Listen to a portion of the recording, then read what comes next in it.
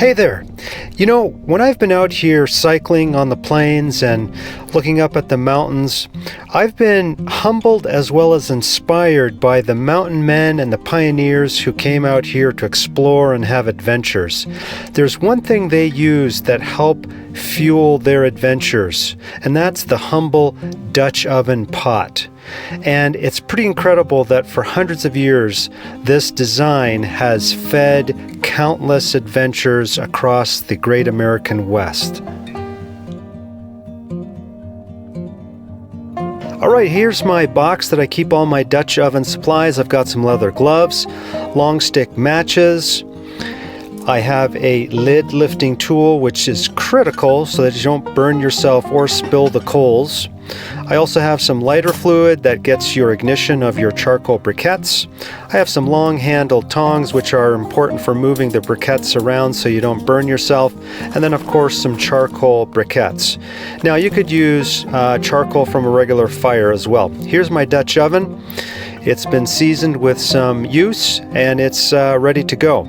Now, when you take a closer look at the actual Dutch oven, it's pretty incredible. This design has stood for hundreds of years. Paul Revere is credited with adding the legs so that it gets raised above the coals or the briquettes, and adding this rim on top of the lid to keep your briquettes or your coals from falling off of the edge. So pretty incredible. 200 plus year design still standing.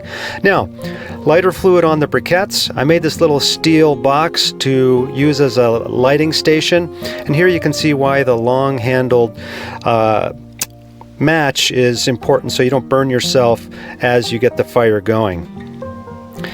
We'll let this heat up for about 10 minutes or so, then the briquettes will be ready.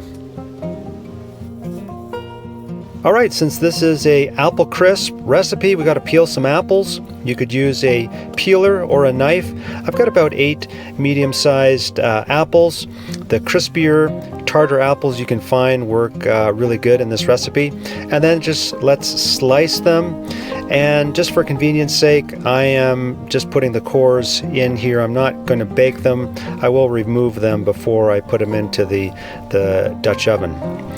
So here we go. Let's add the apples, and you'll notice I'm not adding any oil to this because the juices from the apples will prevent it from sticking, and then I have a seasoned pan as well. And we're ready to move on to the crisp recipe now. So I have some organic oats, then I'm going to add some almond flour, as well as some sucanat, which I'll explain later, some chopped up pecans, some ground up flaxseed, cinnamon, some natural salt,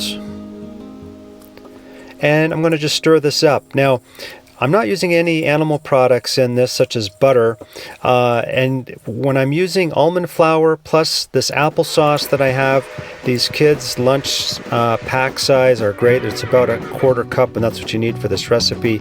It makes it sticky, and it mimics the same function that adding butter would do without having to cook with actual butter. Just keep stirring till you get a sticky mixture, and it's ready to go. So here we have our apples, and I'm going to just put my crisp crumble on top, and I'll just pat it down till it's firm, and that's basically all you need to do. Then we're going to add the coals on the bottom and on the top. All right, I use some scrap I-beam as a platform for my Dutch oven and to hold the coals. This is great because I don't burn the ground, and it's a stable platform for my ovens. And you can see I've got about 8 briquettes on the bottom, and then I'll put 12 on the top. This gives me an even oven temperature of about 350 degrees. I'll periodically move the briquettes around, and because it's a little windy and it's quite cold outside, I'll probably add a few more briquettes to the baking process. But it's important to check your recipe periodically just to see how it's coming, add briquettes, or move them around. And you can see they've broken down a little bit. I'm about halfway through, I'm checking, and this looks really good. All right, now my apple crisp is done and it smells wonderful. There's a great aroma of the toasted pecans, the apples, the cinnamon, and you can see it's quite cold. When I lift this up, there's quite a bit of steam coming off, but this is fantastic. I'm hungry after cycling. I want to eat this right now. What I like about my recipe is that you can make it heartier for like a breakfast entree or sweeter for a dessert.